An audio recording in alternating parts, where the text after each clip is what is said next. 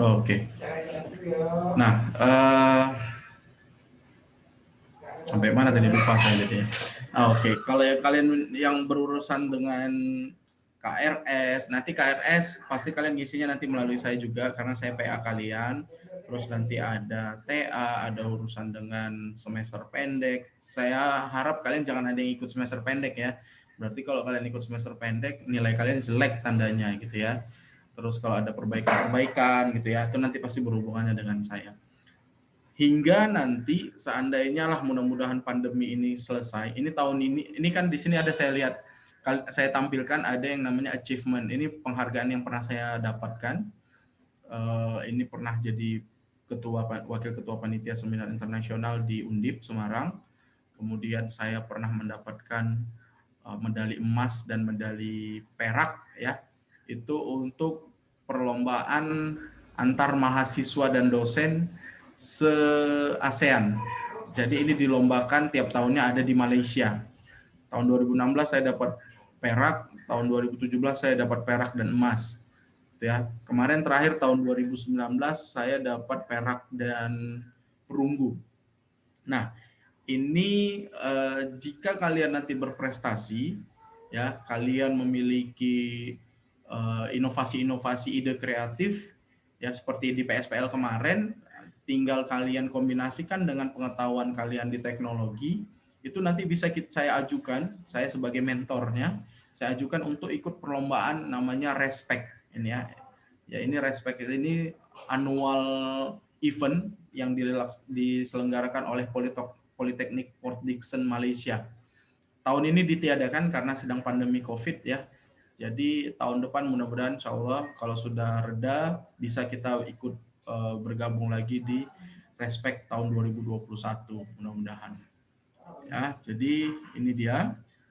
Jadi kalian sebagai anak prodi teknologi komputer saya harap jangan hanya mentok di perkuliahan saja ya, karena kalian memang di sini ditempa untuk selain siap bekerja tapi kalian harus berinovasi juga karena tiap tahun komputer itu kalau kita tidak mengikuti perkembangannya kalian akan ketinggalan jauh ya. Jadi kalian wajib segera mengikuti perkembangan zaman dari komputer ini gitu ya.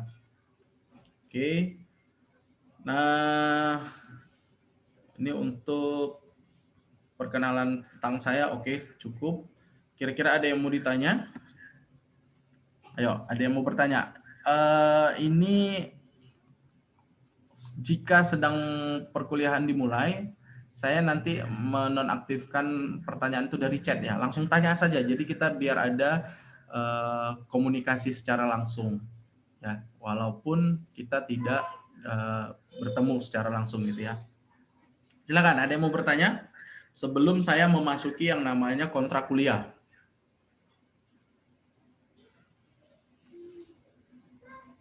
Silakan, kalau ada yang mau bertanya silakan aktifkan mikrofon kalian. Pak. Ya, silakan. Saya, Pak. Muhammad Tirta.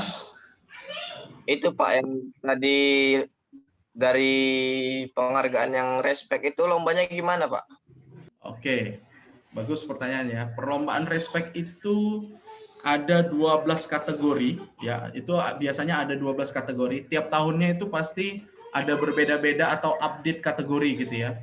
Kalau biasanya yang tidak berubah itu pasti tentang desain animasi, multimedia, dan ada juga membuat tentang teknologi yang terbaru. Ya, kalau contoh beberapa kali yang saya ikutin itu adalah tentang pembuatan robotik yang membantu pekerjaan manusia. Contoh sederhananya, kemarin kami, terakhirlah tahun 2019 kita membuat printer 3D yang dapat membuat sebuah objek, bilang saja misalkan mainan. Nah, plastik yang digunakan itu adalah tutup botol bekas dari air mineral, contoh aqua gitu-gitu ya. Nah, itu tutup botol bekas itu yang diolah untuk dijadikan filamen. Filamen itu adalah kalau di printer kita pakai tinta, kalau di printer 3D kita pakai filamen namanya. Jadi pengganti tinta yang bisa membentuk objek 3D-nya. Ya, itu ada dan itu dijadikan tugas akhir si mahasiswa tadi. Nah, sebagai informasi, jika kalian lolos nanti ikut Prespek tahun depan, kalian akan dipermudah, tugas akhir kalian nanti sudah itu dijadikan TA. Tidak perlu lagi kalian mencari-cari ide untuk TA, itu sudah otomatis dijadikan TA dan nilai TA kalian dijamin A. Nilainya sudah dijamin A. Makanya mulai dari sekarang itu sudah saya berikan informasi, kalian harus mulai mencari kreasi-kreasi yang terbaru ya. Jangan yang sudah pernah dibuat orang. Kalau printer 3D memang sudah ada pernah dibuat, tapi ide keterbaruannya itu adalah bagaimana cara mengolah limbah sampah plastik menjadi tinta filamennya. Nah, seperti itu. Nah, kalau yang kemarin kita pernah dapat juara umum seluruh kampus di ASEAN ya. Itu tahun 2017 kalau nggak salah. 2017 pernah, tapi tahun 2019 kemarin tidak jadi juara umum. Yang jadi juara umum itu ada juga dari Indonesia, namanya Politeknik Ganesha. Itu mereka membuat alat pembeda pengumpulan sampah botol plastik berdasarkan ukuran. Jadi yang ukurannya 1 liter, dia masuk ke tong sebelah kanan, yang ukurannya 600 mili atau lebih kecil lagi itu masuknya ke sebelah kiri agar mempermudah si pengolahnya itu memasukkan ke mesin penghancur. Itu sangat-sangat membantu sekali dalam penghancuran sampah-sampah limbah plastik. Ya. Nah, itulah yang bisa dijadikan produk-produk inovasi yang kreatif dari pembuatan si mahasiswa tadi. Jadi mulai dari sekarang ide-ide kalian harus kalian kembangkan nih. Yang tadinya suka desain, silahkan digali terus. Karena nanti kalian di semester 3, kalian sudah mulai ada yang namanya peminatan. Ya, nanti kalau kalian yang suka menjadi seorang programmer, peminatan kalian masuk ke dalam kelas programming, junior programming. Disitulah kalian bisa membuat aplikasi Android, bisa kalian membuat aplikasi iOS Apple, bisa membuat website, bisa membuat aplikasi berbasis desktop lainnya gitu ya. Tapi kalau kalian memang desain, Pak, saya hobinya mendesain animasi, saya hobinya membuat film animasi, membuat 3D. Kalian hobinya membuat game, hobinya fotografi, atau hobinya malah audiovisual gitu ya. Audiovisual itu contohnya kayak kalian pernah menonton film kartun, ya, film kartun yang suaranya itu diisi oleh orang, namanya dubbing ya. Nah, itu kalian bisa masuk ke komputer desain. Nah, di dalam komputer desain itu nanti ada mata kuliahnya MIDI ya, ada musik digital, ada juga yang namanya nanti desain animasi, desain grafis, dan teknologi multimedia. Nah, itu nanti di semester 3 kalian sudah pisah. Ya, semester 3 kalian sudah pisah, jadi yang kalian sama pembelajarannya itu di semester 1 dan 2. Itu sama. Semester 3, 4, 5, kalian sudah ada pembeda mata kuliahnya. Walaupun di sebagian mata kuliah kalian sudah sama. Gitu ya. Siapa tadi yang tanya? Lupa saya. Muhammad Tirta. Oke. Ada lagi yang mau bertanya? Silakan. Saya, Pak. Ya, Alex, silakan Alex Gurning. Gini, Pak. Pertanyaannya itu bagaimana kriteria penilaian kuliah harian secara online ini sehari-hari dan juga cara-cara pengerjaan tugas kuliah harian. Oke. Ada lagi? Cukup itu? Itu aja, Pak.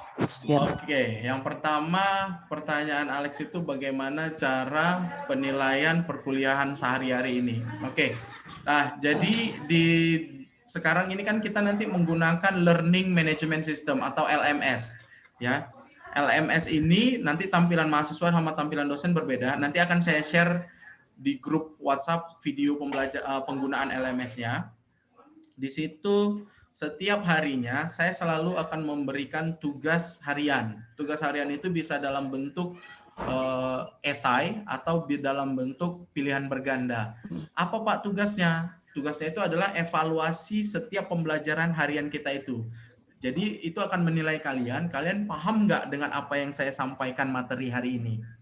Nah, di dalam LMS itu juga ada modul pembelajaran yang nantinya saya sampaikan nih hari ini di video pembelajaran, tapi modul PDF-nya juga saya upload di dalam LMS itu.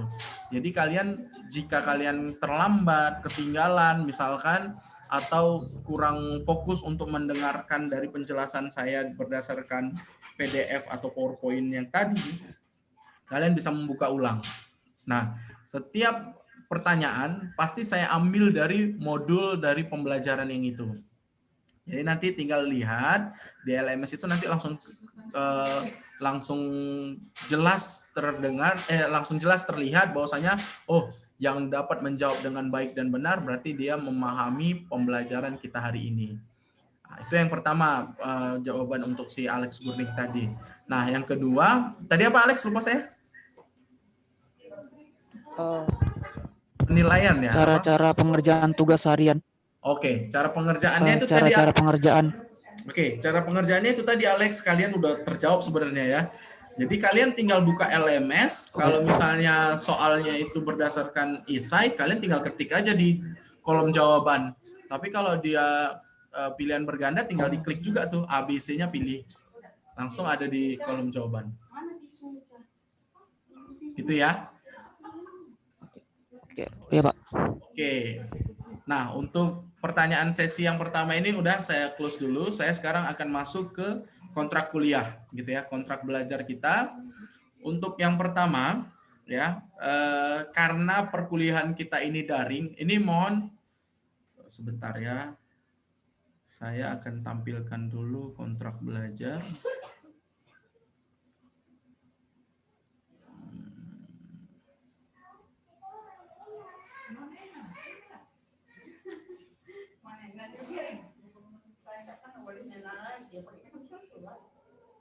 Sebentar, saya tampilkan dulu.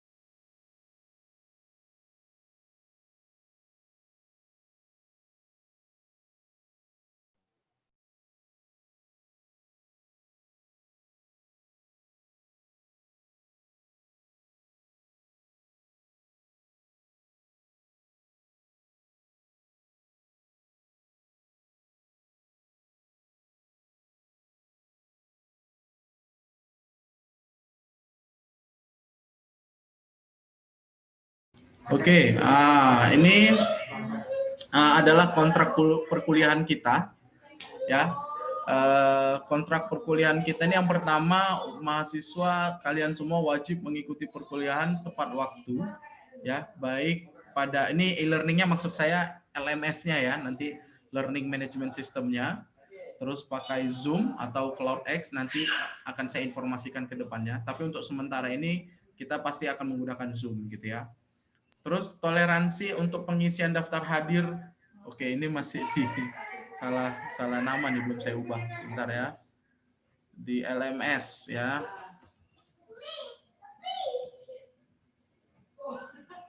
Oke. Untuk toleransi pengisian daftar hadir, jika kalian nanti sudah aktif di LMS, ya, saya masih memberikan spare waktu tuh sampai jam 12:30 siang. Ya, agar tapi ini nanti biasa saya kasih spare 12:30 ini selama 2 minggu pertemuan, karena pasti 2 minggu ini kalian masih belajar terus. Nanti minggu ketiga pertemuan pasti nanti akan saya kasih spare waktunya, akan saya persempit lagi agar kalian lebih disiplin gitu ya. Nah, selanjutnya ya, jika kalian tidak bisa hadir pada pertemuan di Zoom ya, kalian wajib tetap mengisi daftar hadir di LMS ya, tapi kalian harus memberitahukan saya informasinya itu selambat-lambatnya itu 1 jam sebelum kita Zoom, ya. Atau bisa juga 1 hari, gitu ya. Jadi paling lambat 1 jam sebelum Zoom. Jangan pada saat Zoom sudah dimulai baru kalian WhatsApp di grup maupun japri saya, ya. Itu tidak saya perkenankan. Karena apa? Nanti ada kecemburuan sosial dari teman-teman yang lain, gitu ya. Nah, jika nanti kebalikannya juga seperti itu, ya. Jika saya tidak bisa hadir atau saya berhalangan, pasti saya akan informasikan 1 hari sebelumnya. Tetapi saya biasanya jika saya berhalangan nanti hadir, saya pasti menggantinya dengan video pembelajaran melalui YouTube yang sudah saya masukkan linknya ke LMS. Jadi kalian tetap bisa belajar pada hari itu juga, pada hari ini juga, Senin ya. Tapi kita melakukan media pembelajaran itu secara tidak langsung. Jadi kalian bisa mendownload video, kalian mempelajarinya. Nah, itu agar kita tidak terganggu pertemuan kita, ya. Nah, yang selanjutnya, jika saya tidak, ini tadi sudah terjawab ya, sudah saya sebutkan juga, sudah saya jelaskan. Mahasiswa wajib menyerahkan tugas ya, atau tugas kelompok maupun individu yang sudah saya berikan ya. Selanjutnya, nah ini yang terakhir nih, yang terakhir ini LMS ya. Yang terakhir nih, mahasiswa harus berpakaian rapi ya dan sopan ketika mengikuti perkuliahan daring via Zoom.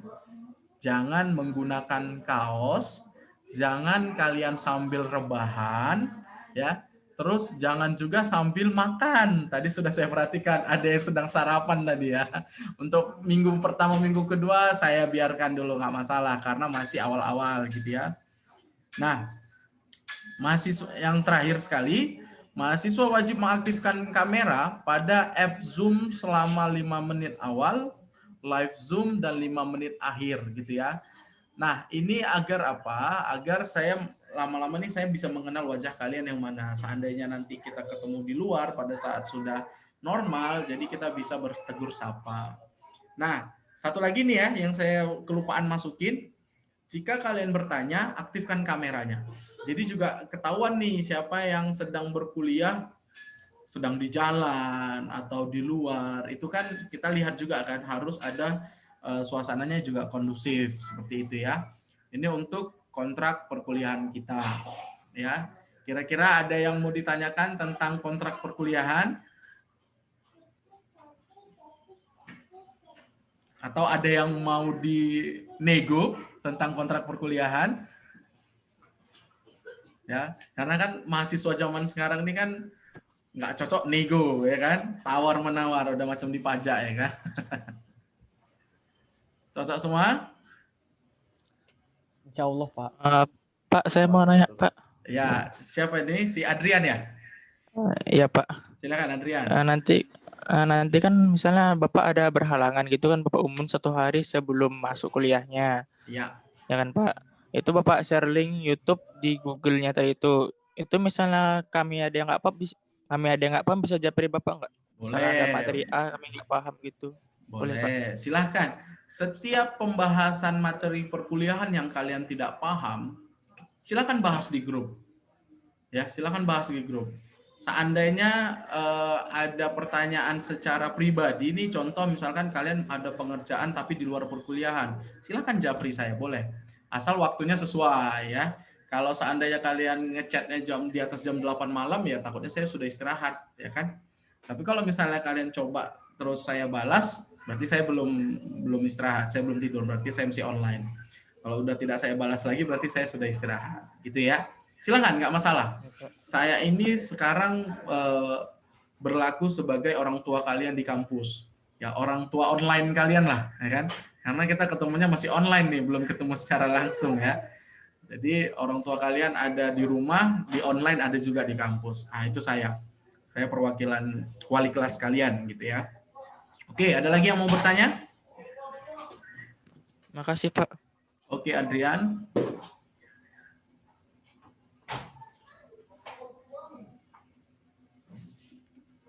Oke, kalau tidak ada saya langsung kenalan dulu sama kalian ya. Biar satu persatu dulu dan teman-teman yang lain juga kenal ya. Agar kalian nih yang mau saya tanya tuh nama kalian, terus background SMA kalian atau SMK sebelum masuk kuliah di LP3 ini kalian dulu jurusannya apa? Kalau SMA kalian IPS, sekolahnya di mana? IPS atau IPA? SMK kalian SMK apa gitu ya? Sekolahnya di mana? Terus alamat domisilinya di mana? Nah, itu saja. Jadi biar sama-sama tahu karena saya juga yakin kalian juga belum saling mengenal. Kalian juga taunya masih di online-online saja. Seperti itu ya. Jadi untuk minggu ini saya masih memberikan dispen, kalian masih ada yang pakai kaos, masih ada yang belum mandi gitu ya. Nah, nanti untuk minggu depan coba sudah menggunakan kemeja ya. Tidak perlu pakai jas, itu tidak usah. Yang penting pakai kemeja, pakaiannya sopan, rapi, posisi kalian itu duduk tegak pada saat menghidupkan kamera gitu ya. Kalau misalnya sudah dimatikan kamera, nah itu tergantung kalian, kalian bisa mendengarkan materi yang saya sampaikan. Oke, saya akan mulai tanya satu persatu dari Fahrul Ar-Rasyid. Silakan Rul. Fahrul dari SMA mana, jurusannya apa, sama domisilinya di mana Rul? Ya Pak, perkenalkan nama saya Fahrul Ar-Rasyid, asal sekolah SMA swasta Iskandar Muda di Aceh. Oke. Tinggal di Aceh, lebih tepat di Batupat. Banda Aceh itu, Batupat. Batupat enggak, Banda Aceh di ujung. Oh, ini di Aceh bagian mananya? Ya. Aceh Utara. Oh, Aceh Utara, Batupat ya. Sultan Iskandar Muda, SMA, IPA, IPS? IPA Pak. IPA. Kurang menjurus Pak kalau jurusan teknologi komputer. Oh, nah siapa yang bilang IPA itu justru malah lebih ke teknologi kan? Dia eksak, ya kan? Penelitian. Nah, gampang. Kemarin Sekian dari saya. Oke, kemarin pada saat matrikulasi 3 hari sama Miss Eka ya, Bu Eka ya? Iya. Itu kan sudah ada juga penjelasan sedikit tentang penelitian kan? Ada. Oke, Fahrul, berarti ini sekarang lagi di rumah ya Rul ya, Aceh ya? Iya Pak. Iya. Oke, Fahrul. Sekian dari saya. Oke, terima kasih Fahrul. Lanjutnya si Rahmat Ega. Silakan Rahmat Ega, aktifkan mic-nya. Nama saya Rahmat Ega Pastika, asal sekolah SMA Kartika 12 Medan, jurusan IPA. Alamat Jalan Istiqomah nomor 37 Medan. Istiqomah. Jurusan apa? Sekolah apa tadi? IPA? Kartika, SMA Kartika 12 Medan. Kartika 2. 12. 12 berarti yang di Es Parman ya? Enggak. Yang di Di mana? Gaperta. Oh, Gaperta. Oh ya, oke, sorry. Di Gaperta ya. Tinggal di daerah situ juga? Ya, dekat-dekat situ. Dekat-dekat situ. Oke, Rahmat Ega ya, ke jurusan IPA. Selanjutnya Adrian Dwi. Silakan Andrian.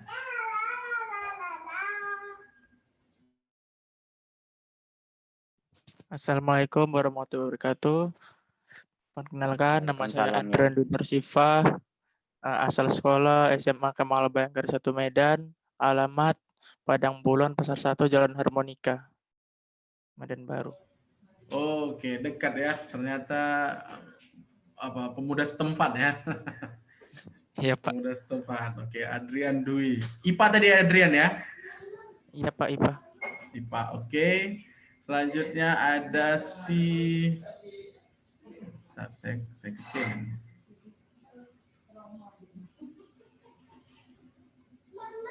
Andreas Rofrans. Silakan Andreas. Ya Pak. Selamat pagi. Selamat pagi. Perkenalkan, nama saya Andreas Rofrans Sadewa Sitanggang, asal sekolah SMA Evarina Sarigudolo, jurusan IPA. Alamat saya di Jalan Padang, Ledas Jono. Dekat ya, dekat sini ya, Ledas Sujono Jalan Padang ya. Ya, Pak. Andreas ngekos atau tinggal sama siapa? Tinggal sama orang tua, Pak. Oh, orang tua ada yang di sini, tapi sekolahnya di Evarina sana ya? Iya, Pak. Seribu dulu. Oke, terima kasih Andreas. Ya, Pak. Sekarang Wahyu Ananda. Ya, Assalamualaikum warahmatullahi wabarakatuh. Waalaikumsalam. Perkenalkan, nama saya Wahyu Ananda, asal sekolah SMA Negeri 1 Stabat, alamat di Stabat. SMA, IPA, IPS? IPA, Pak. IPA, oke. Terima kasih Wahyu. Iya, Pak. Syahga Ifazi, silakan Syahga. Perkenalkan, nama saya Syahga Ifazi dari Sekolah SMK Telkom Medan, jurusan TKJ. Saya tinggal di Medan, Padang Bulan, Pasar 3. Oh, dekat sekolahmu ya? Iya, Pak. Oke, oh anak STT Telkom, oke mantap, TKJ ya. Lanjut si Aisyah Naomi.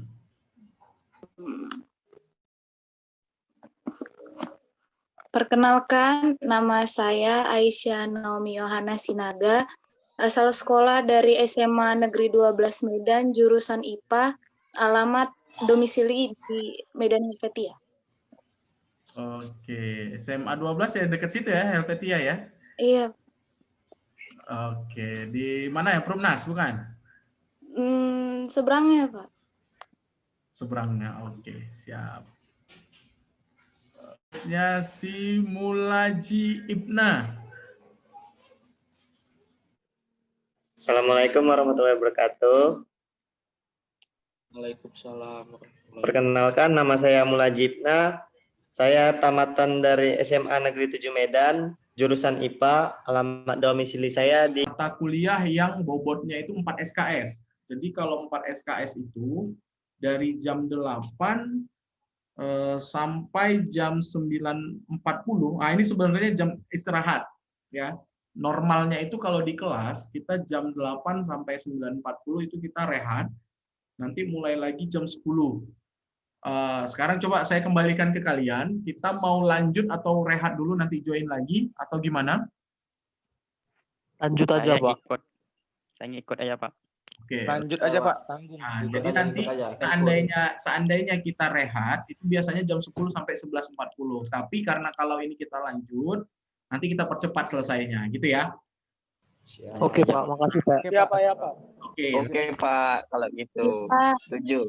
Oke, nanti kelanjutannya nanti materinya itu bisa kalian download, bisa kalian LMS ataupun nanti video pembelajaran juga ada, gitu ya. Oke. Suaranya nggak jelas, Pak. Suaranya nggak jelas, Pak. Halo. Yang lain Ada suara apa itu, Pak? menggema, Pak, suara Bapak. apa suara saya? Ada suara keras. Ada suara yang di jalan tuh, Pak. Ah, itu suara lain tuh. Tengku Haji sama Pak Fahmi itu Rijal. Bisukan lah. Pak Rijal.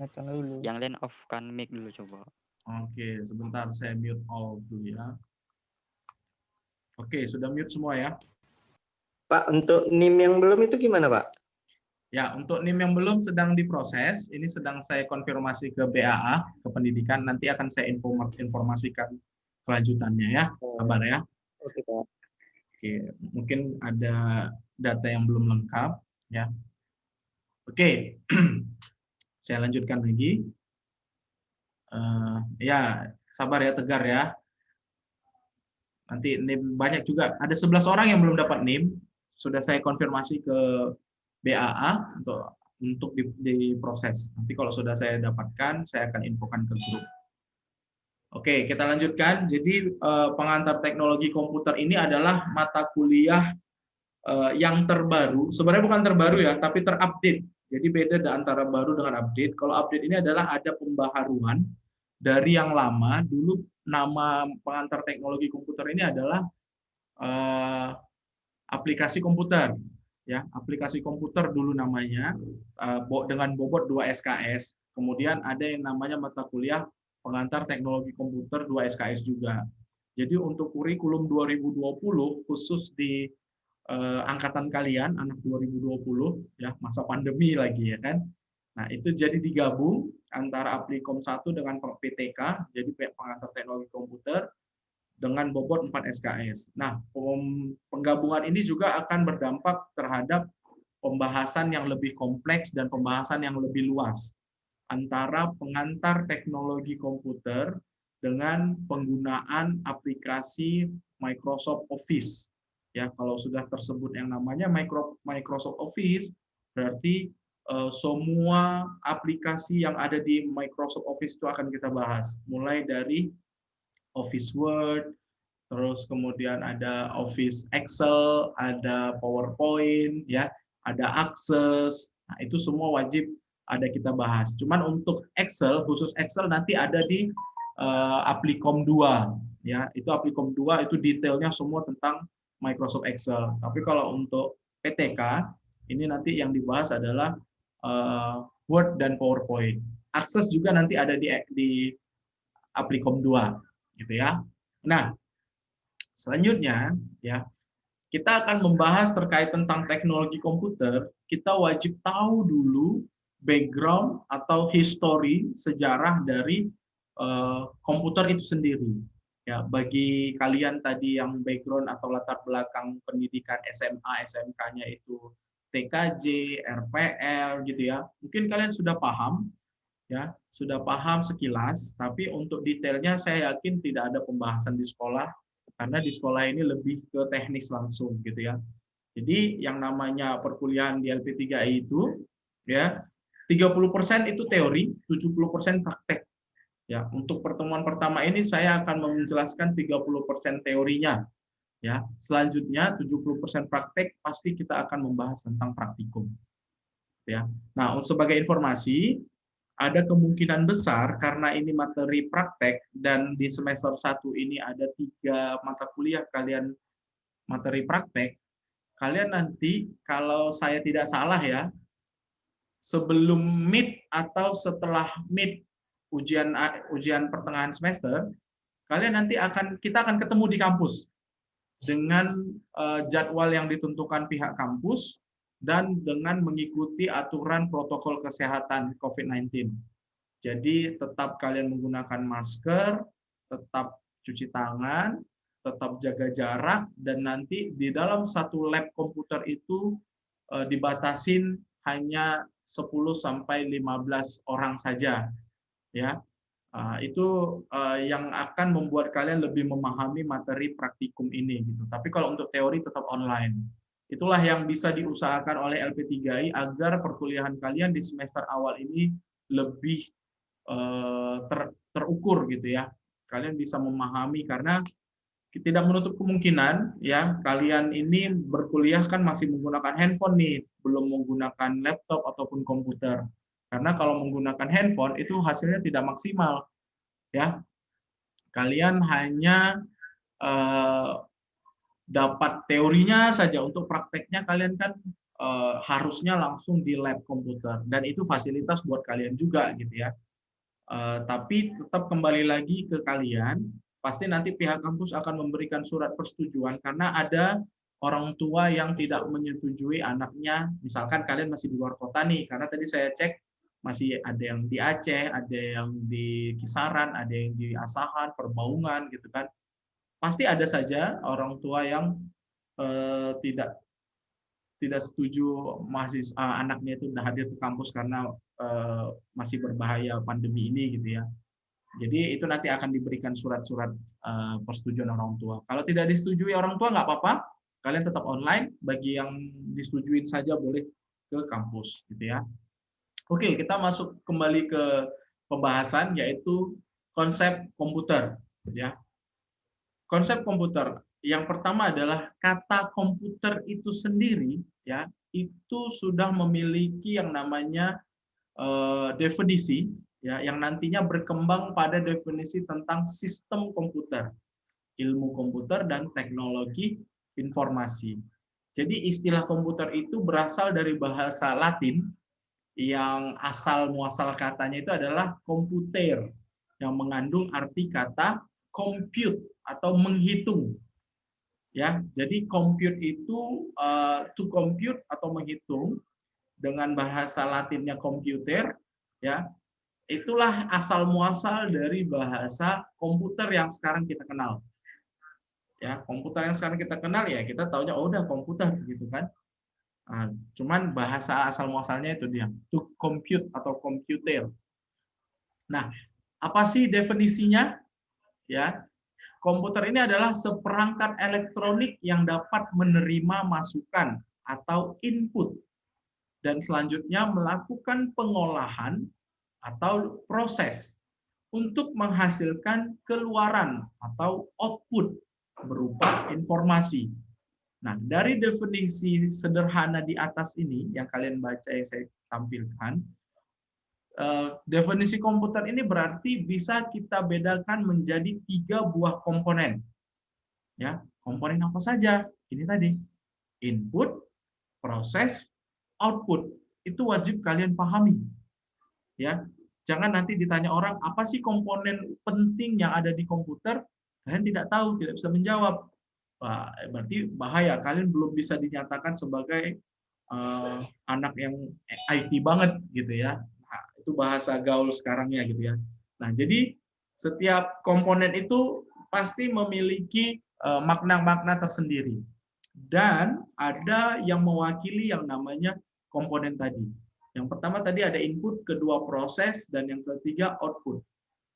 Nah, nanti kita bahas apa saja itu input, apa saja itu proses, dan apa saja itu output.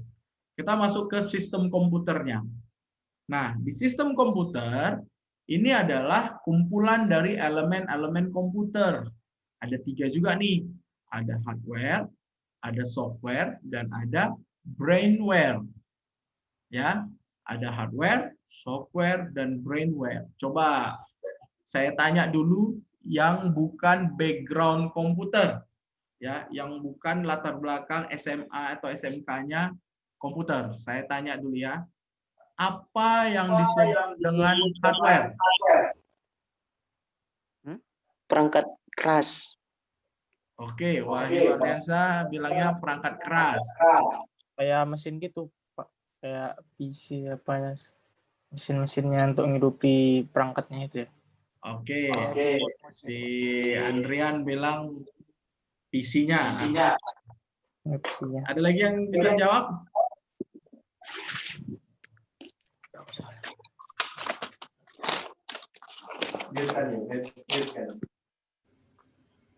Ya.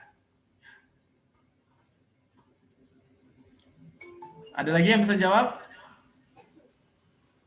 Fahrul bisa jawab nggak Fahrul? Pertanyaannya apa diulang? Saya ulangin ya. Apa yang dimaksud dengan hardware? Atau apa yang kamu ketahui tentang hardware? Perangkat keras yang dia itu harus ada sebuah komputer, Pak. Kalau enggak, bisa, Pak. Ya nggak bisa berjalan dengan baik. Contohnya kayak monitor kan, supaya untuk bisa divisualisasikan. Oke, itu jawaban Fahrul. Ya, tadi Tegar mau jawab. Tegar, silakan Tegar. Terima kasih Fahrul. Silakan Tegar. Hardware itu seperti contoh bendanya seperti printer, CPU. Oke, semua yang kalian jawab itu benar, ya. Ya, silakan Abdullah Malik. Saya singkat aja, Pak. Ya. Hardware itu dia bisa dilihat, bisa dipegang dia, Pak. Oke, benar. Secara definisi, terima kasih Abdullah Malik. Secara definisi kalian sudah memahami ya, hardware itu adalah perangkat keras yang bisa dipegang, yang bisa dilihat ya. Terus kemudian secara contoh tadi juga sudah dijawab. Contohnya adalah monitor, CPU dan sebagainya ya. Pokoknya dalam komponen komputer yang berbentuk benda padat yang bisa dipegang ya, itu disebut dengan hardware. Nah, selanjutnya software. Software apa, Pak? Perangkat lunak. Kayak aplikasi, Pak. Aplikasi yang kayak aplikasi yang ada di dalamnya. Oke. Dalam PC atau laptopnya. Oke, sudah mulai keroyokan nih, berarti udah paham semua nih ya kan? Ya Pak, paham Pak. Oke, software itu berarti dia adalah lawannya si hardware. Temenan tapi mereka bukan musuhan ya kan? Kenapa? Karena kalau tidak ada software, si hardware tidak akan bisa bergerak seperti yang kita inginkan. Si hardware tidak akan bisa berfungsi seperti apa yang kita pengen, gitu ya. Jadi antara hardware dan software harus saling memenuhi kebutuhan masing-masing. Contoh misalkan, si hardware speknya tinggi, spesifikasinya bisa untuk multimedia, bisa untuk main game, tapi software tidak ada. Nggak bisa ngapa-ngapain dia kan? Ya udah, dia hanya seonggok benda keras yang harganya mahal tapi tidak bisa digunakan. Itu sangat-sangat mubazir gitu ya. Oke, software ya aplikasi yang dapat dimainkan ya dengan dukungan hardware yang kompeten gitu ya, dengan dukungan hardware yang kompatibel gitu ya, saling mendukung. Oke, yang terakhir adalah brainware. Penggunanya. Orang yang Penggunanya Pak. Gitu, Pak. Oke, brainware itu adalah kitanya, usernya gitu ya, kita yang bisa menjalankan si software pada hardware yang sudah terinstal. Ya, inilah ketiga elemen komputer atau sistem komputer selain dari input, proses, output. Ya kan? Nah, jadi yang saling berhubungan atau terintegrasi dan saling berinteraksi untuk melakukan pengolahan data dengan tujuan menghasilkan informasi sesuai dengan yang diharapkan. Nah, dari dua definisi ini, ya, saya akan bertanya ke mahasiswa yang saya tunjuk ya. Coba sebutkan 3 komponen dari definisi komputer, contoh input, proses, output, berdasarkan hardware-nya. Ya. Contoh, hardware dari inputan. Ya, silakan. Ada yang bisa jawab hardware dari input? Saya. Saya Pak. Oke, siapa tadi? Fahrul duluan ya, Fahrul. Silakan Fahrul. Kalau yang inputnya contohnya kayak apa ya? Mouse bisa Pak. Terus ya nggak usah ditanya dulu, jawab aja dulu. Nanti saya yang jawab. Mouse, Ya, keyboard, koreksi. lagi ya. Oke. Itu aja lah. Yang lain nambah. Oke, mouse, keyboard itu jawaban dari si Fahrul. Silakan, ada yang mau nambahin? Tirta, Oke, Pak. Wahyu, silakan yuk. Joystick, webcam, salah satu perangkat input. anak game kata si Fahrul ya. Oke, ada joystick dan webcam. Itu salah satu input. Ada lagi yang mau nambahin? Saya Pak. Scanner, Pak. Siapa? Satu-satu dong, jangan rebutan. Siapa? Tirta tadi ya, Tirta. Silakan Tirta. Tirta nambah cuman di scanner, Pak. Oh, scanner. Oke, Tirta nambah scanner. Berarti udah 5. Keyboard, mouse, joystick, webcam, scanner. Oke, ada lagi yang mau nambahin? Saya Pak. Yang cewek dulu dari tadi yang laki-laki terus. Jangan Google ya. Jangan Google ya. Jangan Google, jangan browsing. Siapa tadi yang cewek tadi? Saya, Pak. Enggak, saya mikrofon, Pak. Siapa? Rahel, Pak, mikrofon. Oke, Rahel, mikrofon kata Rahel. Oke, udah 6. Ada lagi? Pak. Ya. Saya Pak. Gak jadilah. Abdullah. Printer sama CPU-nya sendiri, Pak. Oh, salah Abdullah. Salah. CPU kan ya, Pak? Salah. Printer to output. Oh, iya. Oke, 2. Berarti udah 6 nih. Pak. Ya, silakan Tirta lagi. Apa Tirta? Saya Pak. Bukan Tirta, Rosid, Pak. Oh, siapa? Rosid. Speaker, Pak. Speaker salah. Speaker salah. Habis? Saya Pak. Siapa? Saya, Pak. Saya nggak kelihatan orangnya. Oke, ulangi. Siapa? Saya Pak-nya. Andreas. Saya Pak. Oke, Andreas. Silakan Andreas. USB Pak. Flash disk. Apa?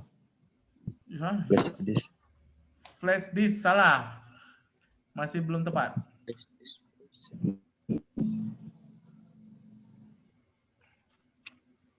Saya Pak. Ya, Andrian, Di silakan Andrian. Room. Kalau hard disk Pak. Belum tepat, salah. Modem lah Pak, modem. Belum tepat juga. Habis ya. 6. Saya Pak. Oke, siapa? Fahmi. Saya kan Fahmi. Power supply Pak. Power supply. Salah juga udah. Oke, kita bahas CD, ya. Pak, CD. Salah, CD salah. Oke, kita bahas ya. Kita bahas. Yang pertama tadi Iya, Pak. jawaban Fahrul Ar-Rasyid adalah mouse dan keyboard. Ini benar, ini adalah bagian input. Saya jelaskan terlebih dahulu, hardware yang disebut dengan bagian input itu adalah perangkat keras yang bisa memberikan masukan ya untuk diproses dan menghasilkan keluaran. Itu konsep pertamanya. Kalau keyboard, kenapa dia dikatakan input? Karena apa yang kita ketikkan akan diproses oleh CPU dan menghasilkan tulisan yang muncul di monitor. Nah, itu makanya disebut dengan inputan. Keyboard salah satu bagian dari input. Sama seperti mouse juga, apa yang kita klik itu diproses, keluarannya ada. Gitu ya. Jadi sudah benar yang dijawab tadi si Fahrul. Kemudian yang dijawab oleh si Wahyu tadi ya. Wahyu ada 2 ya. Jadi kita bedakan si Ananda sama Ardiansah aja ya. Jadi Wahyu ada 2, Wahyu Ardiansah sama Wahyu Ananda. Nah, jawaban si Ardiansah tadi, Wahyu Ardiansah, itu joystick dengan webcam. Oke, yang joystick benar, ya itu apapun yang kita lakukan di joystick untuk main game, pasti ada alur inputan yang akan diproses oleh si pemrosesnya, baru nanti ada outputnya. Dan webcam, ya, webcam ini juga inputan, benar sekali. Jadi ada yang di scan-nya sama seperti scanner, ya. Webcam ini sama seperti scanner, dia men-scan dari kamera untuk objek yang berada di depan si kamera tersebut. Ya, jadi sudah 4, sudah benar nih ya. Kemudian ada lagi yang menjawab tadi scanner ya. Ada yang menjawab scanner, itu benar juga, sudah jelas itu scanner adalah alat inputan. Terakhir tadi apa ya? Tadi ada 6 ya, lupa saya. Ada yang ingat? Oke, benar. Si Rahel tadi jawabannya adalah mikrofon. Ya, benar, mikrofon itu yang diinputnya adalah suara. Jadi dia penginput suara untuk diproses dan akhirnya outputnya keluarannya adalah suaranya tadi. Ya, sudah benar 6. Ya. Yang ada lagi yang belum terjawab itu adalah touchpad. Ya, touchpad ini sama seperti mouse. Kemudian ada lagi yang namanya pen, saya lupa namanya ntar ya. Pen multipad. Jadi kalian bisa menulis, ya, menulis seperti untuk di PDA, ya, ada namanya digital pen. Saya ada contohnya sebentar.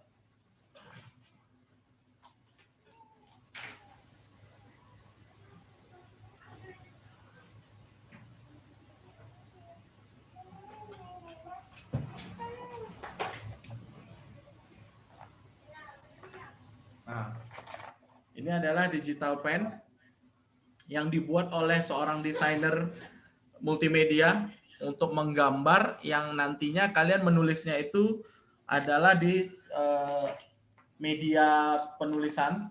Nanti keluarannya adalah gambar digital. Ya. Nah, saya kebetulan juga menggunakan alat ini. Jadi ini kalau saya nulisnya di sini, ya, ini kelihatan ya di kamera ya. Saya nulisnya di sini, nanti keluarannya nanti langsung digital. Tanda tangan digital juga bisa dari sini. Ya, ini adalah salah satu disebut dengan alat inputan juga, hardware inputan. Gitu ya. Itu untuk digital pen-nya. Oke, sekarang kita berlanjut ke bagian proses. Oke, silakan ada yang mau menjawab proses. VGA itu Pak? VGA bukan. RAM Pak. Prosesor. Ya, prosesor 1. RAM. Terus RAM 2. Motherboard. 3. Hard disk. Tidak spesifik, nanti saya jelaskan. SD. Power supply, Pak. Power supply, Pak. Power supply, benar. Apalagi? USB bukan. Sound card. IO card. Bongkar aja komputer kalian. Jelas. Oke. Udah kena bongkar ini, Bang. Apalagi? Yang intinya CPU, Pak. Benar sekali. Jawabannya Rosid ya tadi ya? Ya, Pak. Oke. Jadi nggak capek-capek, Rosid langsung memborong semua. Jawabannya adalah CPU. Apa kepanjangan CPU? Central Unit. Central Processing Unit. Oke. Central Unit Personal. Iya, salah. CUP dong. Central Processing Unit. Central Processing Unit. Ini ada yang terbalik tadi ya, Central Unit. Berarti CUP. Central Process. Oke, Central Processing Unit. Apa saja yang ada komponen di dalam CPU ini? Itu ada banyak. Makanya tadi kalau kalian sebut satu-satu. Oke, benar. Yang pertama itu yang paling besar bentuknya, hardware-nya itu adalah motherboard. Ya, mother ibu, board papan. Berarti papan ibu gitu ya. Ibu dari perangkat keras semuanya. Ibu dari papan. Oke. Jadi semua perangkat yang bisa diproses oleh si komputer atau CPU tadi itu berada pada motherboard. Dia wajib terplug in di motherboard. Ya, termasuk adalah prosesor atau sebagai otak dari komputer itu adalah prosesor. Ya, jadi dia wajib di plug in di motherboardnya. Nah, isi dari motherboard itu yang tertempel ya di dalam motherboard itu apa saja? Ada prosesor, ada sound card, ya, ada VGA card. Tadi ya ada VGA card, ya. Terus di situ ada RAM, ya. Kemudian ada lagi yang namanya power supply. Tadi ada yang jawab power supply, gitu ya. Ada lagi yang itu dulu prosesor. Nah, untuk bagian RAM. Untuk bagian hard disk, ada yang USB, ada yang CD-ROM, itu termasuk ke dalam storage device. Ya, memang dia termasuk ke dalam komponen proses, CPU juga di dalamnya, tapi lebih tepatnya kita katakan dia adalah storage device. Kenapa Pak storage device? Karena itu fungsinya untuk penyimpanan file, berkas, data, dan sebagainya. Itu disebut dengan storage device. Jadi jarang sih komponen yang namanya hard disk, flash disk, DVD-ROM itu disebut sebagai pemroses, bukan. Tapi lebih tepatnya dia adalah storage device. Seperti itu ya. Jadi biar lebih paham juga. Kalau seandainya kalian lebih paham nanti dengan dicatat, silahkan dicatat. Karena kalian sudah mahasiswa, saya tidak menetapkan kalian, oh iya silakan nyatat. Enggak, beda. Mahasiswa ini kalian harus mandiri. Jika ada sesuatu hal informasi yang penting disampaikan dosen, kalau kalian tidak bisa menghafalnya atau menyimpan video rekamannya, kalian bisa mencatat untuk catatan pribadi kalian masing-masing. Oke, itu tadi proses ya. Yang terakhir adalah output. Nah, silakan ada yang mau menjawab. Output komponennya apa saja? Monitor, proyektor, speaker, handset, monitor, Stiker. Udah monitor. Yang sudah saya pegang jawabannya adalah monitor, printer, speaker, proyektor, printer, terus apa lagi? router, handset Pak, handset, speaker. Apa tadi jawabannya? Router. Ya, router Pak. Ini lebih ke jaringan itu connection. Nanti router nanti. Apa lagi? Ada juga ter juga. Nanti saya jawab apa tuh ter itu. Speaker. Speaker udah. Plotter Pak, plotter. Handset. Bukan handset namanya ya. Saya jelaskan lagi ya. Itu nama nyebutnya jangan handset ya. Kalau udah anak IT jangan handset lagi. Kalian tahu yang disebut dengan handset itu apa? Ini hand tangan. Headset, bukan handset. Hand itu tangan, set itu. Headset. Earphone. Handset. Biar sebagai informasi, handset itu adalah ini. Handset itu adalah nama lain sebagai smartphone kalian disebut dengan handset karena hand. Device yang digunakan oleh tangan itu disebut dengan handset. Tapi kalau kalian maksudnya adalah ini adalah headset. Ya. Headset. Jadi nama headset itu ada banyak. Kalau ini disebut dengan headset atau headphone. Kenapa ada headphone, Pak? Karena dia ada mikrofonnya juga. Jadi bisa menelpon, bisa mendengarkan. Tapi kalau cuman sebagai hanya untuk mendengarkan musik tanpa bisa ada mikrofonnya, itu disebut dengan earphone. Earphone. Earphone. Ya, yang dipakai si Fahrul Ar-Rasyid itu namanya earphone. Handsfree. Earphone. Tapi kalau headphone dia gini. Di atas kepala gini. Gitu ya. Kalau yang mana? Oh, iya. Handsfree ada nggak, Pak? Kalau handsfree itu kita mendengarkan telepon tanpa memegang dia dan di-speakerkan langsung itu handsfree tanpa memegang apa-apa. Itu handsfree. Kayak Bluetooth, Pak ya? Bukan. Pakai headset. Pakai Bluetooth. Enggak, handsfree itu. Teleponannya pakai speaker. Nah, itu dia. Ada Itu speaker handsfree. loh. Handsfree. Bukan speaker. Ya, betul. Tanpa dipegang. disentuh ya. Tanpa disentuh, tanpa dipegang. Ya, benar. Itu ya. Jadi kalau tadi mungkin si Tengku Aji tadi menyebut handset, mungkin jawabannya sudah terwakili oleh speaker. Oke, ada lagi yang lain? Speaker. Mikrofon, Pak. Mikrofon udah inputan tadi. PGA card. Ya, PGA card sudah termasuk ke dalam pemroses CPU. Monitor tadi sudah terjawab, monitor. Apalagi yang lain? Ventilasi.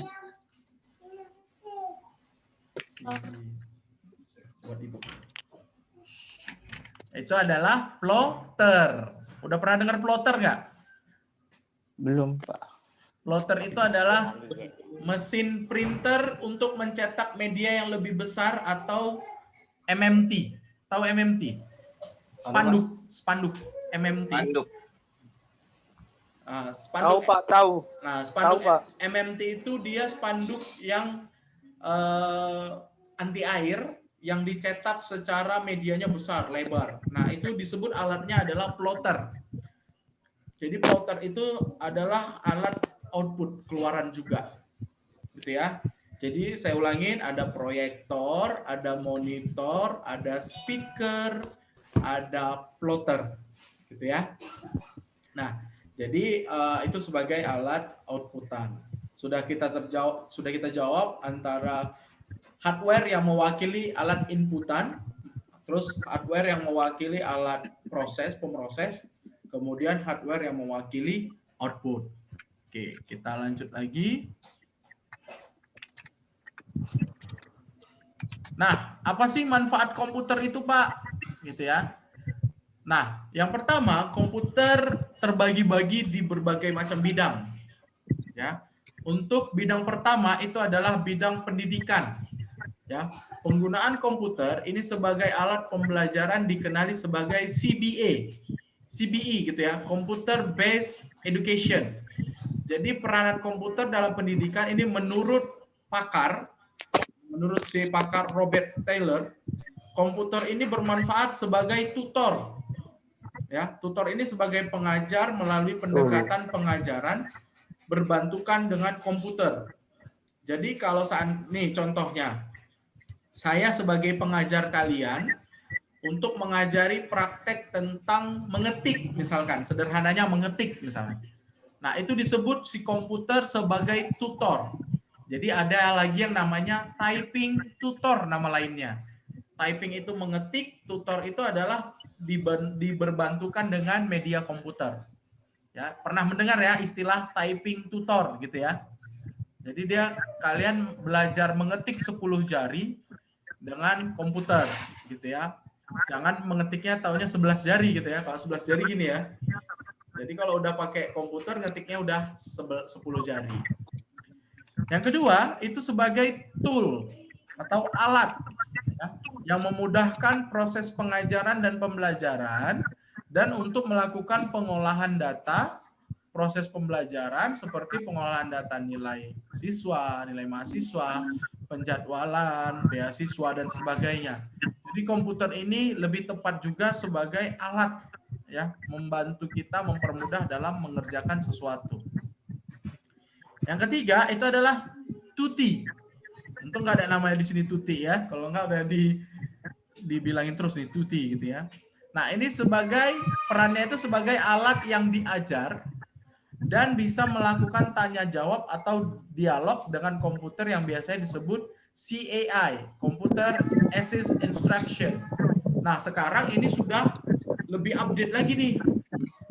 Lebih update lagi yang disebut dengan Google Assistant. Pernah menggunakan Google Assistant pastinya kan? Sering. Halo Google. Oke Google. Oke Google, bangunkan saya jam 5 pagi misalnya. Ya. Tahu-tahu habis baterai, Pak. Tahu-tahu mati, nggak bangun juga akhirnya ya kan?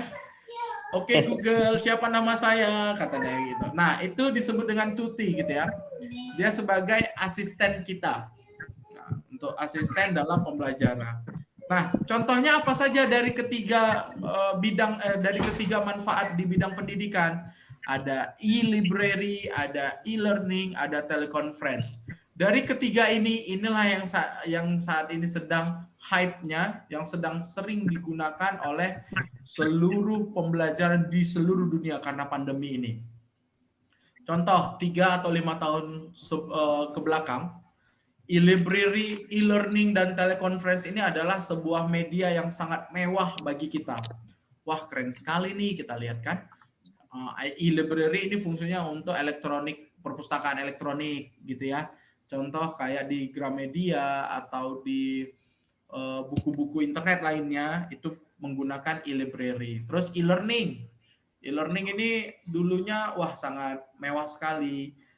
Kita bisa pembelajaran jarak jauh. Kampus yang dari dulu sudah menggunakan e-learning itu sebenarnya sudah ada, yaitu kampus Universitas Terbuka UT. Mereka belajarnya jarak jauh menggunakan e-learning ya. Tapi pada saat mereka wisuda, mereka wajib datang ke kampus. Nah, ini e-learning ini sudah ada dulu, tapi belum banyak digunakan oleh kampus manapun selain UT tadi. Sekarang karena lagi COVID, semua kampus wajib menggunakan e-learning gitu ya. Tapi sebelum adanya e-learning yang sekarang sudah ada LMS, LP3I, semester lalu itu sudah menggunakan e-learning juga, tapi pakai yang dimiliki oleh Google. Contohnya kayak Google Classroom, terus ada Google Meet. Nah, ini sekarang teleconference. Ini sekarang kita sedang melakukan teleconference gitu ya. Kita pakai media Zoom. Ini namanya teleconference. Jadi teleconference itu ada banyak ya. Ada Google Meet, ada Skype, ada Zoom. Bahkan sekarang WhatsApp juga sudah bisa ya. Lebih dari 4 peserta juga sudah bisa ya WhatsApp. Tapi kalau WhatsApp tidak disarankan karena jaringan WhatsApp terlalu lemah gitu ya. Jadi sangat-sangat tidak disarankan. Nah, tadi di bidang pendidikan. Sekarang di bidang industri dan manufaktur. Nah, komputer ini digunakan untuk mengontrol mesin-mesin produksi dengan kecepatan tinggi. Contohnya adalah CNC, Computer Numerical Control. Ini pengawasan numerik ataupun perhitungan. Contohnya apa? Kalau kalian mau melakukan mesin perhitungan CNC, ya bisa kali-kali, bagi-bagi, tambah-tambah gitu ya.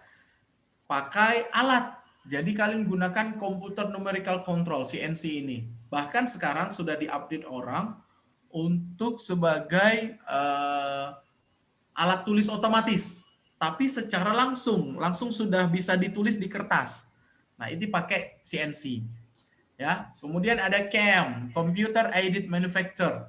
Ini tadi siapa yang SMK-nya tentang penggambaran bidang industri ya, kalau nggak salah ya. Siapa tadi? Bisa jawab, bisa aktifkan suaranya. Siapa tadi? Masih join nggak anaknya? Lupa saya tadi, SMK-nya tentang manufaktur. Saya lupa apa? Cewek tadi, Bu. Cewek, cowok tadi. Cowok tadi, anak Telkom ya, Pak? Iya, Telkom ya. Aku asal sekolahnya. Oh, si Rashid, Fahmi tadi, Fahmi jurusannya apa, Fahmi? Bukan. Fahmi pemodelan. Fahmi pemodelan apa, Fahmi?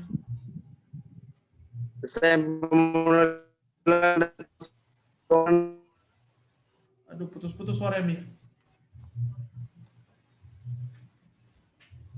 Jurusannya desain pemodel dan informasi bangunan. Oh, tentang desain informasi bangunan ya, Fahmi ya. Oke. Ya. Saya kira di bidang manufaktur ya. Oke, kemudian ada yang namanya CAD, Computer Aided Design. Nah, ini biasanya untuk merancang desain produk yang akan dikeluarkan pada sebuah industri atau pabrik. Ini juga bisa dalam bentuk bangunan. Nah, software yang sering digunakan orang di CAD ini adalah AutoCAD.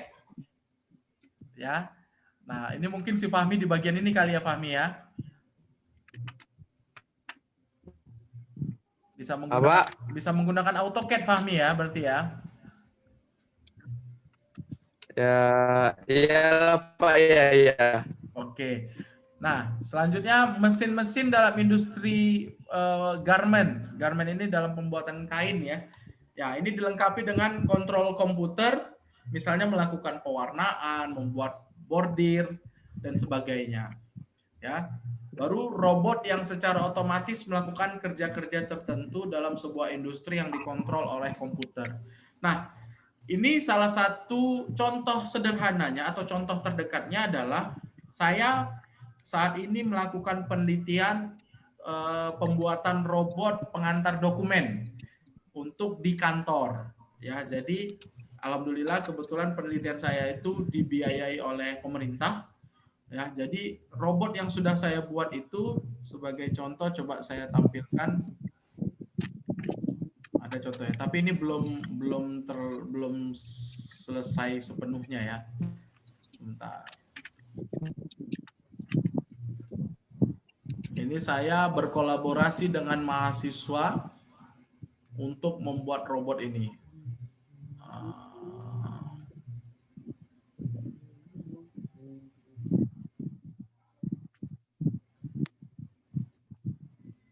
Saya tampilkan videonya ya.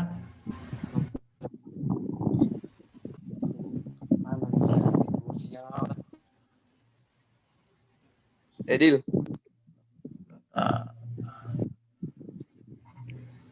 Lagi loading. Nah, kelihatan ya? Nah, ini robot pengantar dokumen berkas ya. Nah, jadi ini dia akan bergerak sesuai dengan arah yang kita tuju, atau bisa kita gerakan dengan menggunakan remote yang saya buat dengan Android. Nah, jadi ini tampilan remote Android-nya. Nah, jadi ini aplikasi bisa disebut juga dengan startup. Bentuk robotnya itu komponennya ada ini. Ya, kita bisa menggunakan Arduino. Ya, jadi dia robot beroda namanya. Nah, ini juga biasanya nanti ada juga nih diikut lombakan di Respect tadi.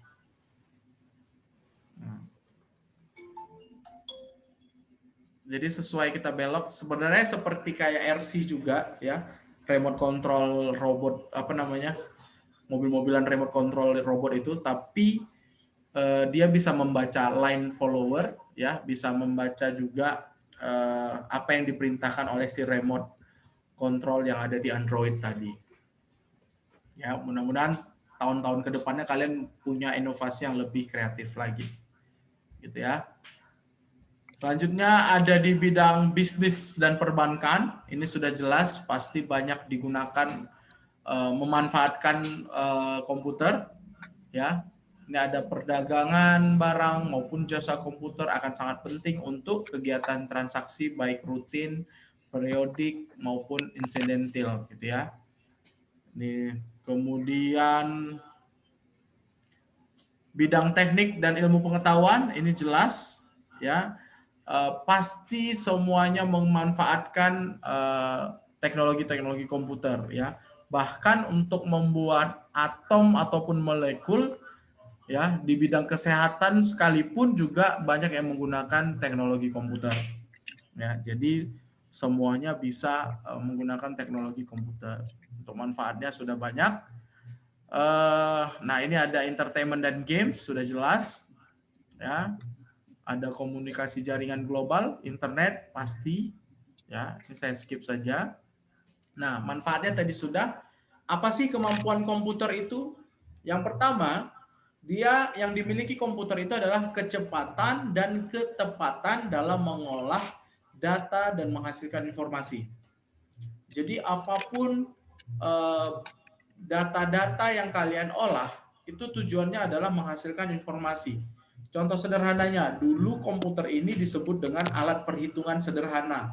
Makanya namanya to compute. Contoh saya punya data 1, ini contoh sederhananya ya, punya data 1, dan data yang kedua saya punya 5. Saya proses, input 1 tambah 5 diproses, menghasilkan nilai 6. Itu cara sederhananya. Jadi kemampuan utamanya itu adalah kecepatan dalam mengolah dan ketepatan dalam menghasilkan informasi. Nah, yang kedua, kemampuan kapasitas penyimpanan data dalam memori atau simpanan luar seperti hard disk. Dulu, storage device ini hanya bersifat sementara. Itu yang disebut dengan ROM. Ya, itu disebut dengan RAM ya, RAM, Random Access Memory. Ya, Random Access Memory ini penyimpanannya sementara. Sekarang sudah ada yang disebut dengan storage ataupun ROM, Read Only Memory. Jadi dia itu penyimpanan luar seperti hard disk. Sekarang yang terupdate lagi yang disebut dengan SSD. Ada yang tahu kepanjangan SSD? SSD apa ya? S depannya solid. Solid state drive. Oke, solid state drive. Oke. Kenapa dia disebut dengan solid? Karena dia sudah tidak menggunakan lempengan lagi. Dia sudah menggunakan yang namanya memori. Jadi kecepatannya itu lebih cepat dibanding dengan hard disk. Ya, jadi kalau kalian membeli laptop, pasti ditawarkan mau yang HDD atau yang SSD. Saran saya kalau memang kalian biayanya mencukupi, lebih bagus membeli pakai yang SSD karena kecepatannya lebih oke, tidak lagi mengalami gangguan yang namanya lemot pada laptop kalian. Nah, yang ketiga, ini kecepatan mengirim data dalam format apapun antar komputer dalam jaringan wilayah lokal, regional maupun global. Ini kemampuan komputer. Jadi kemampuan komputer itu ya sudah banyak, apalagi kalau kalian temui di kemampuan oleh superkomputer. Itu lebih tinggi lagi kecepatannya dibanding dengan Core i9. Sekarang paling tinggi kan prosesornya adalah Core i9. Ya, kalau baru 2 bulan yang belakangan itu masih Core i7 generasi 10. Sekarang sudah muncullah yang namanya Core i9, Core i9 ya, generasi ke-10. Nah, ini kecepatan dan ketepatan dalam mengolah data dari komputer. Ya. Ini satuannya ada waktu kecepatan proses komputer. Mulai dari millisecond, microsecond, nanosecond sampai dengan picosecond. Ini kecepatannya. Ya. Jadi kalau udah sampai picosecond itu wah udah super komputer punya itu. Triliun operasi per detik. Wah. Sekarang kita masih sering menggunakan millisecond. Ya, masih beribu data per detik. Misalnya 1000 data misalkan. Belum sampai 1 juta data per detik dalam mengcopy file. Ya, walaupun kalian menggunakan software super copy, ya itu biasanya masih millisecond masih ya, masih 1000 operasi per detik. Ini satuan waktu kecepatannya.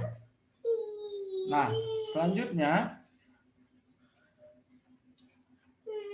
selanjutnya kemampuan kapasitas penyimpanan data, ya.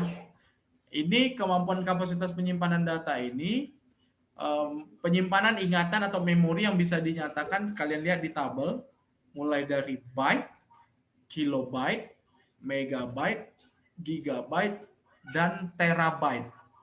Ya, untuk terabyte ini masih terhitung yang terbesar, tapi sebenarnya ada lagi di atas terabyte, gitu ya. Cuman jarang digunakan atau jarang ditemuin. Nah, untuk byte itu sendiri, kalian juga wajib mengetahui hitungan-hitungannya. 1 byte ini, ya hitungannya, sebentar. Nah, 1 byte ini hitungannya 8 bit atau 1 karakter kapasitasnya. Ya, 1 byte adalah 8 bit, berarti nilai terendah itu adalah bit. Nah, selanjutnya 1 kilobyte itu adalah 1024 byte. Ya. Jadi kalian jangan kalau saya tanya 1 kilobyte itu berapa? 1000 byte. Jangan. Karena hitungan pastinya itu adalah 1024. Sama juga seperti 1 mega berapa? Berarti 1000 kilobyte. Itu salah. Berarti 1024 kilobyte yang benar. Sama juga 1 giga. 1 giga berapa mega? 1024. Hitungannya adalah 1024. Kalau kita rinci ke bawah, hitungannya, itu berarti 8 bit, hitungannya itu kali dipangkatkan 2. Setelah 8 itu ada 16. Setelah 16 itu ada 32. Dari 32 kemudian ada 64. Baru 64 tambah 64, 128. 128 tambah 128, 256. Baru 256 tambah 256, 512. Kemudian 512 kali tambah 512, 1024. Itu dia perhitungannya. Ya. Jangan salah lagi ya.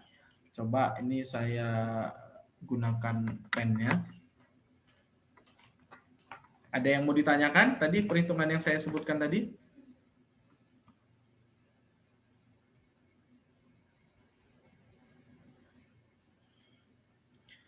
Nah, ini hitungannya yang pertama. Ini ya, 8, baru tambah 8, itu nanti 16, baru kita masuk lagi ke bawahnya 32, 64. Ini tahu ya maksudnya ya? 128, 256, 512, baru 124. Nah, itu tahu maksudnya ya? Atau ada yang kurang paham? Saya ulangin. Ya. Ini di sini hitungan pertama 8, baru 8 tambah 8 di sini 16, 16 tambah 16 di sini 32, di sini 32, berarti di sini 64, 64, 128, 128 lagi, 256, 256, 512. Baru tambah lagi di sini 512, 1024. Nah, ini hitungannya. Breakdown-nya seperti ini. Jadi kalau misalnya kalian ditanya, bit terkecil itu berapa bit? 8. Oke. Ya, bit terkecil itu adalah 8 bit. Jadi kalian jangan bingung ya. Sebentar. Oke. Kita lanjut lagi ya. Jadi hitungan-hitungannya wajib tahu. Kalau misalnya anak basicnya RPL sama TKJ pasti sudah tahu mungkin ya. Nah, ada yang namanya jenis komputer. Berdasarkan jenisnya itu adalah yang pertama komputer analog. Ini berdasarkan data yang diolah. Komputer analog ini adalah komputer yang menerjemahkan keadaan fisik. Contoh berdasarkan suhu, cuaca, jam analog, dan tekanan udara. Data yang dimasukkan dalam sebuah bentuk analog. Contohnya komputer perhitungan aliran BBM pada SPBU. Itu disebut komputer juga, tapi komputer analog. Jadi kalau kalian ke SPBU, pom bensin, kalian bilang, Bang mau ngisi 20.000 misalkan. Sekarang kan karena hitungan per liternya itu dirupiahkan sudah berbeda-beda, ya kan? Pasti kalian tinggal menyebutkan angka yang mau kalian isi gitu kan.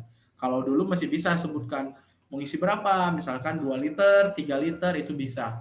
Tapi sekarang kalian sudah lebih mudah isi nominal angkanya. Misalnya isi 20.000. Nah, kalian lihat itu nanti di monitor si mesin SPBU-nya. Pasti di situ ada perubahan antara harga yang kita masukkan, harga yang dimasukkan dengan nominal liter yang dikeluarkan.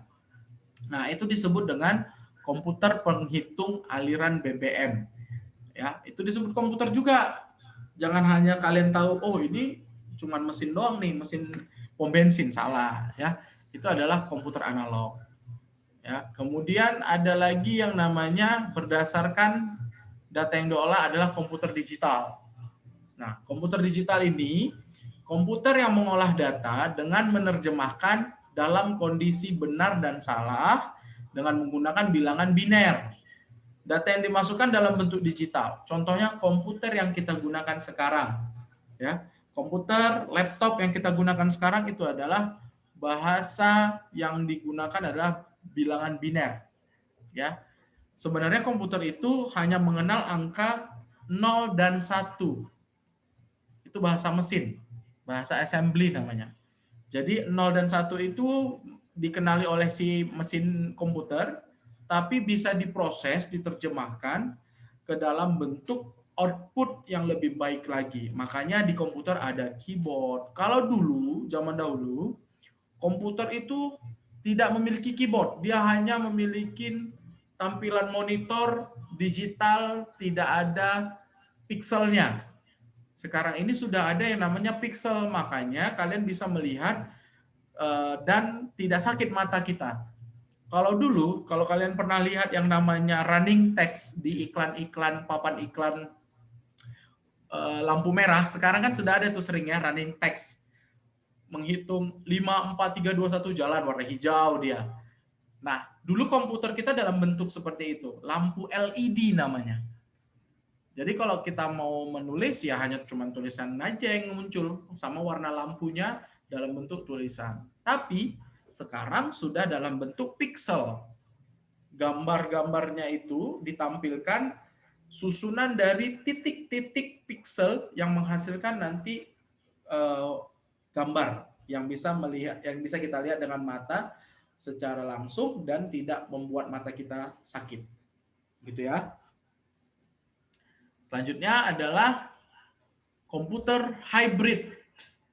Nah, komputer ini merupakan hasil penggabungan komputer analog dengan komputer digital.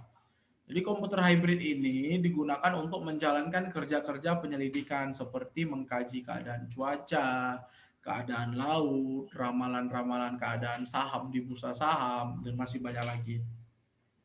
Jadi komputer hybrid ini secara gampangnya, dia komputer yang bisa melakukan pekerjaan si analog dan si digital. Dua-dua dia bisa mengerjakannya. Nah, ya, jadi komputer ini sering digunakan oleh pemerintah kita, sering menggunakan komputer hybrid ini untuk meramal keadaan cuaca atau meramal keadaan misalkan akan terjadi peristiwa-peristiwa gempa bumi atau adanya banjir atau adanya angin puting beliung seperti itu. Itu yang melakukan pengecekan digunakan oleh komputer hybrid. Ya, kalau berdasarkan penggunaannya, ya, komputer untuk tujuan khusus, ini tujuan bersifat khusus ini seperti komputer pada rumah sakit, komputer alat kedokteran, dan komputer untuk mengatur rambu lalu lintas. Ini komputer berdasarkan penggunaannya.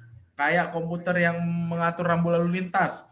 Itu kalau kalian ketahui, di setiap ada lampu persimpangan dan memiliki lampu rambu lalu lintas, pasti di keempat simpangnya, salah satu simpangnya itu memiliki kotak besar. Terkadang sering tuh digunakan oleh polisi lalu lintas untuk mengatur jika ada kemacetan. Bisa dibuatnya diaturnya berapa detik, lampunya sudah merah lagi atau sudah hijau. Atau jika ada pejabat lewat, dibikinnya warna hijau lama biar lewat dulu rapi. Nah, itu komputer berdasar tujuannya khusus. Kemudian kalau di kedokteran ada komputer yang menampilkan yang digunakan oleh alat USG, ya, untuk melihat keadaan kondisi kehamilan ibu hamil yang bisa mengecek dengan komputer khusus untuk di rumah sakit, atau kayak ronsen gitu ya, gambar paru-paru kita bisa dilihat. Nah, itu juga komputer tujuannya khusus. Nah, mungkin itu untuk pembahasan kita hari ini. Ada pertanyaan sebelum kita close untuk pembahasan hari ini? Silakan kalau ada pertanyaan. Nanti kita lanjutkan di LMS. Nanti kalian silakan coba-coba LMS dengan menggunakan username password. Biar kalian terrecord ya, terekam untuk membuat daftar hadir, mengisi daftar hadir. Cuman jika tidak bisa, coba saya akan buat dulu daftar hadir kalian. Sebentar ya. Pak, saya mau nanya, Pak, boleh? Ya, silakan. Pak, kalau misalnya di LMS, tapi belum ada NIM-nya itu kayak mana, Pak? Iya, NIM-nya yang belum ada NIM-nya, nanti kan tadi udah saya sampaikan. Yang belum ada NIM-nya, ini sedang diproses. Nanti kalau sudah dapat NIM-nya akan saya share. Jadi yang belum ada NIM, coba ini saya akan membuat Google Form dulu. Sebentar, kalian silahkan isi daftar hadir kalian.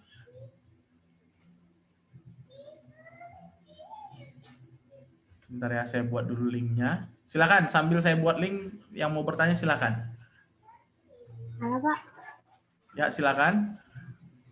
Pak, di LSM tadi itu user profile saya, tanggal lahir saya salah Pak. Oh gitu. Bagi 2020. 2000? Dibuat di situ 2020, padahal saya kelahiran 2002 loh Pak. Oh, di LMS ya? Iya Pak. Oh ya, nggak apa-apa. Nanti LMS itu untuk data sementara saja. Saya juga dibuat lahir saya 2020 kok.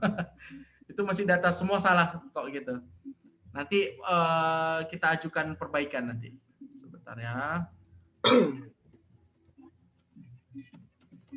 Pak, mau nanya Pak, Ya, untuk silakan. absen di LMS ya?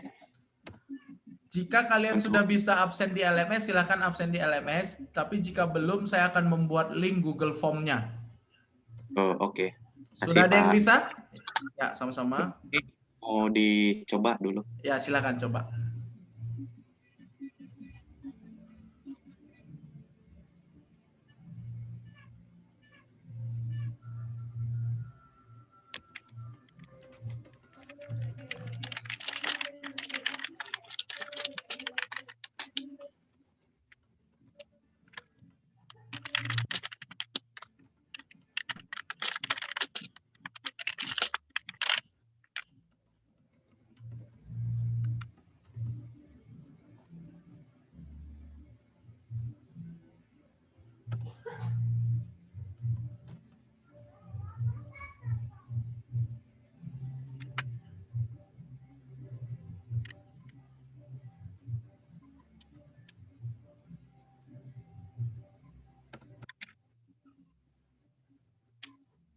Ada lagi yang mau bertanya?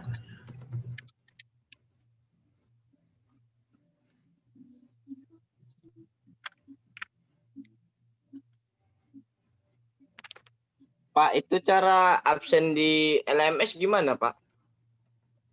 Sebentar ya. Pak, Mas Ray.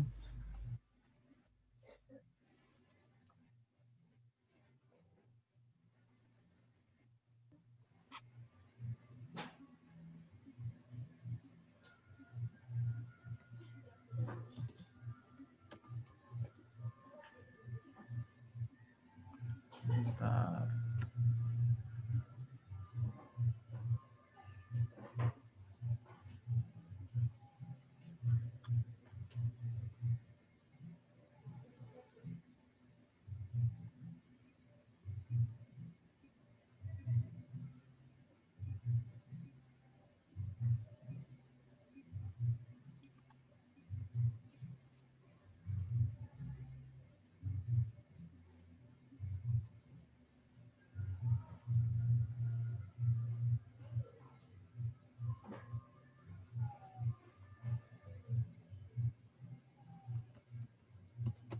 Oke, bagi yang belum ada di belum ada NIM-nya, silakan isi daftar hadir. Itu linknya sudah saya share di grup WhatsApp. Ya, tinggal isi aja berdasarkan formulir yang ada. Bagi yang LMS, sebentar saya share. Ya.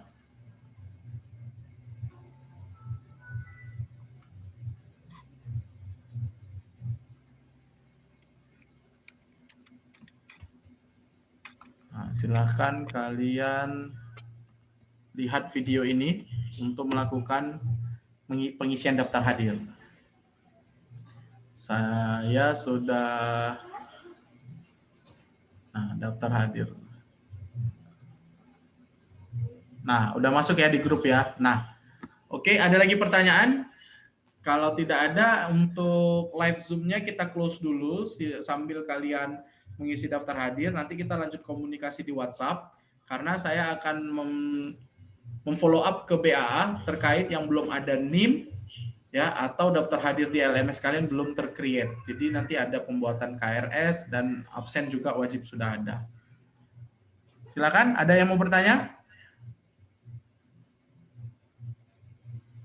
Dari saya tidak ada. Oke, yang lain? Nggak ada, Pak. Oke, untuk Pak, oke, saya mau nanya, Pak. Silakan Tegar. Bapak share grup absen linknya di grup WA mana, Pak?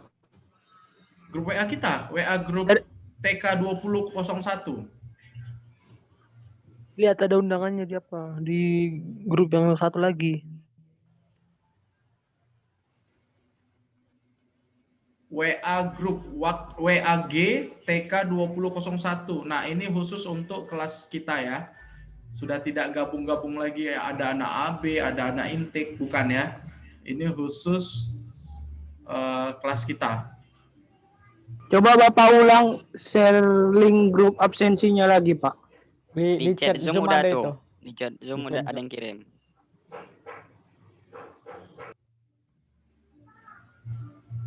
Oke, sebentar ya. Link absensinya ya. Kamu baru join ya? Iya, Pak. Oke, udah. Untuk tutorial penggunaannya saya bikin di deskripsi ya. Jadi kalian bisa cek di deskripsi tutorial penggunaan video ini ya. Kalian tinggal download videonya saja. Nah, cek untuk penggunaan LMS.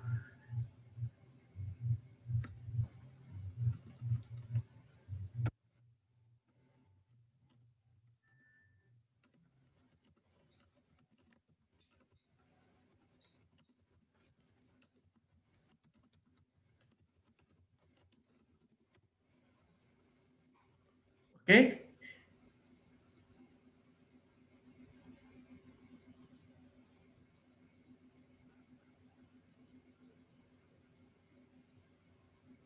Ada lagi yang mau ditanyakan?